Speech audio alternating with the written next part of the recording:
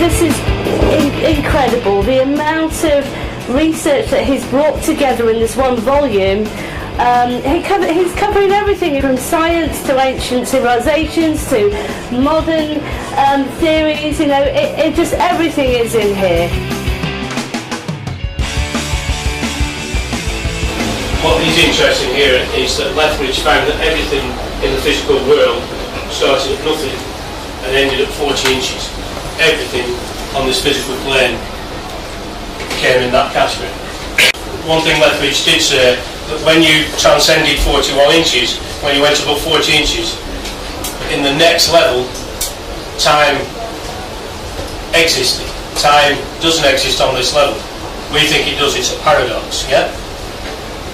And you'll find this in the Narnia movies, yeah, because the kids go to Narnia and they grow up, and when they come back in the wardrobe, there's only a couple of minutes gone, yeah?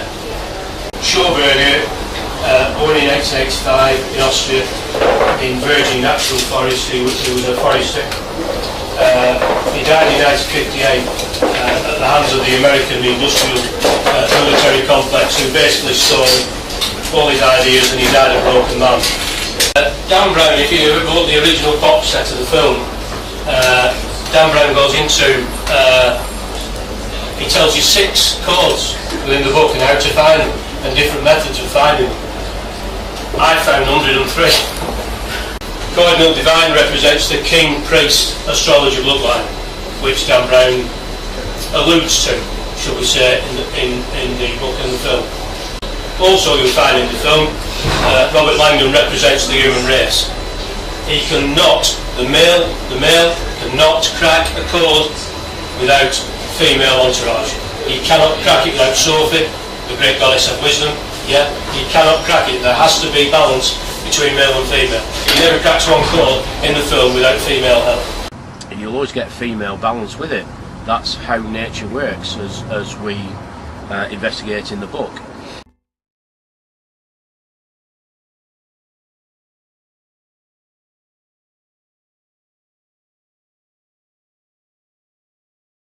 We were investigating corporate symbolism today and touching on Masonic symbolism, which is tied in with that. The male and female symbolism, the obelisk is the male, the female is the womb, the dome is the womb. Right. But the Masonic lodge is just round the corner. We're not Masons, but we're far from it. The dome represents the female womb, the female energy, the balance. That we found the phallus, the obelisk and the dome. I think it confirms to you what you originally thought. You've got the male symbol of Mars with the arrow pointing to the side, and then you've got Volvo, which is a play on words with the female energy, the representative of the female reproductive organs, the vulva. So you've got male and female symbolism again. It's nature worship, isn't it? It's to know the balance of male and female in nature. That's what the Masons in the 3rd degree, if you're going to be a Master Mason, they'll teach you you've got to endeavour to find the secrets of science and nature.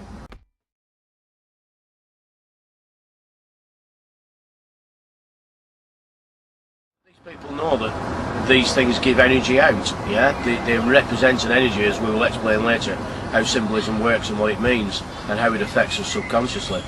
What we're going to look at today, Liam, is especially astrological symbolism. These people have always worshipped the sun, the Egyptians, the Mayans, and this is a pure sun symbol, and it's hidden in the shape of a shell, but it's obviously the rising sun, the rays of the rising sun. Yeah, you reach illumination by reaching the light. You've got the white of the sun, the yellow of the sun, and the white right inside. To me, that's just like the shell symbol. It's a sun, yeah, but it's made to look like a flower. Here we have more astrological symbolism, as in this sign of Aries. The sun rises in the zodiacal sign of Aries, and we've got the horns of Aries, and we've also got the yellow of the rising sun and the red of the setting sun. Well, we've got the 2 triangles, haven't we? Here we have 2 triangles. Obviously you haven't got the bottom bit, but that's what it's representing, 2 triangles, and 2 triangles represents 3-3, and as far as I'm concerned that represents the 33 degrees of Scottish Rite of Freemasonry. But here we have two triangles, one on top of the other, both with the capstone missing. It doesn't go up to the pinnacle either end. The capstone missing, you'll find the capstone missing on the pyramid on the dollar bill, and the all-seeing eye on top of the illuminated one. Yeah, we've got with this ancient Egyptian symbol again. You know, there's like two little V's at the side. Again, very, very subtle Saturnian symbolism. It's representing Saturn. Now this video is 3 seconds long.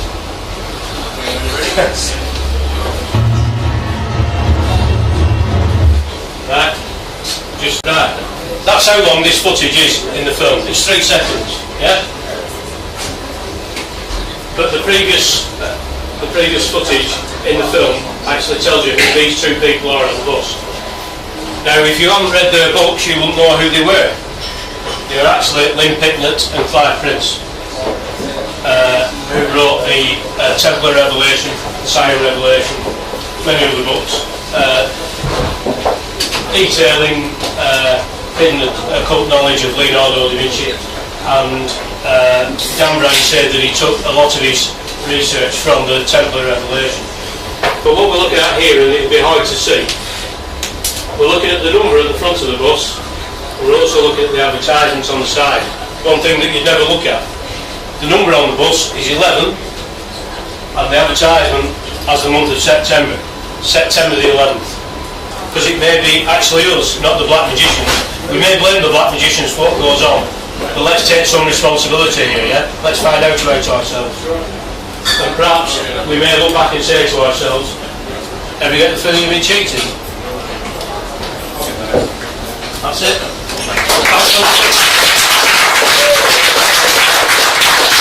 This book is going to be quite incredible. It will be a game changer, and I hope all the best will come your way out of this, because the world is about reciprocity. We all help each other. It's a giving and re-giving well. So Gary Brown, thank you very much. Thank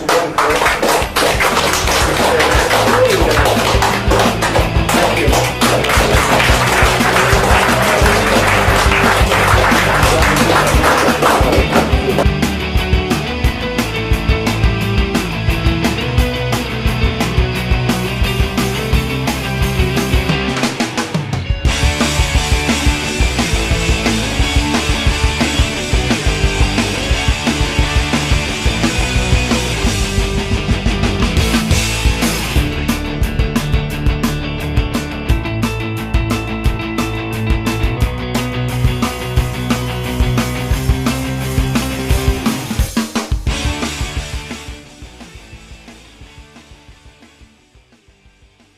One thing that's certain about 2012 is it was a time of coalescence of ideas coming together, and I think that's where, when we look back on it, we see that the world truly starts to wake up. And finally, we look at future Ouroboros, DNA 3D. Gary's already touched on that. There are Russians doing experiments at the moment where they're shining laser light through DNA and they're seeing a hologrammatic quality to it.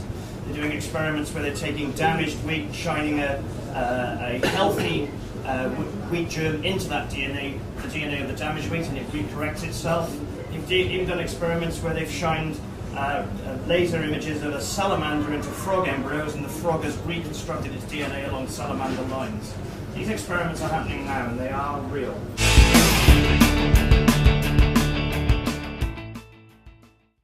So, hi Gary, I hear that you're just about to take the world by storm with your book, The Ultimate Conspiracy Guide. But who are you really? Well, Francesca, I'm just a gas man from Accrington.